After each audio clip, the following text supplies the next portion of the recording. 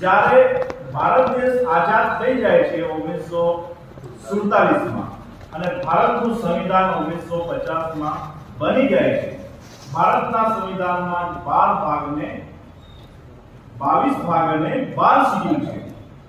એમાં fundamental rights છે, right to equality, right to speech, right to dignity, બધાને સમાનતાનો હક અને અધિકાર આખા દેશના લોકોને મળી જાય છે.